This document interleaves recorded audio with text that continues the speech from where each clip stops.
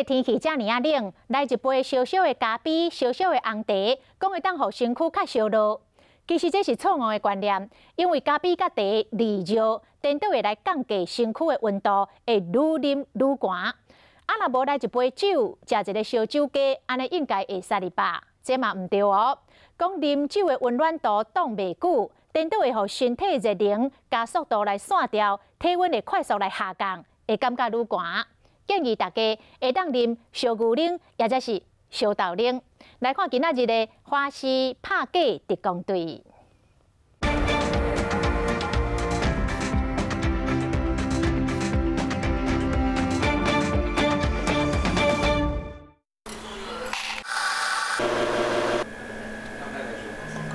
热气团一日来一杯小咖啡，提神阁较袂寒。网络顶面有真侪类似文章，也毋过以科学角度来解说，关键时啊啉小咖啡其实无效。这类咖啡因的饮料哦，其实它会造成一个利尿的效果。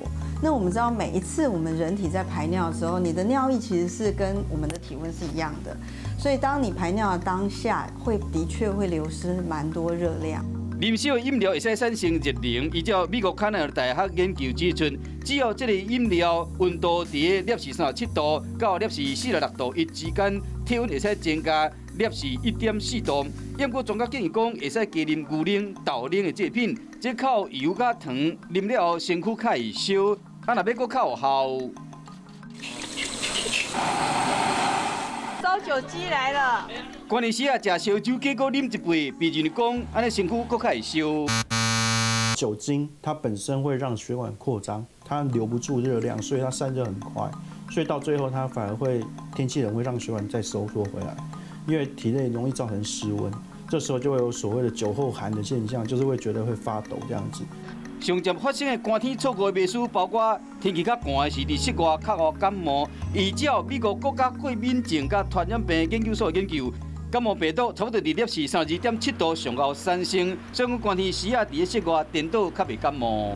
病毒或细菌感染，很多时候不一定是空气，因为空气中的量毕竟稀少，其实是在密闭空间里面，我们的病菌量会比较高，所以大部分人的病菌其实是从手去摸了以后，甚至门把再沾到口鼻，这时候就会有大量病菌进去。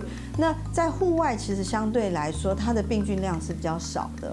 搁较一人坚持讲，伫寒天时啊运动会使用掉较侪卡路里，这个论点冇问题。按天气冷，其实散热的效果就比较好。做一样强度的运动，你不用花这么多能源。就像如果你在很热的环境下运动，你要花很多能源去散热啊，其实花的能量会比冬天运动还要多。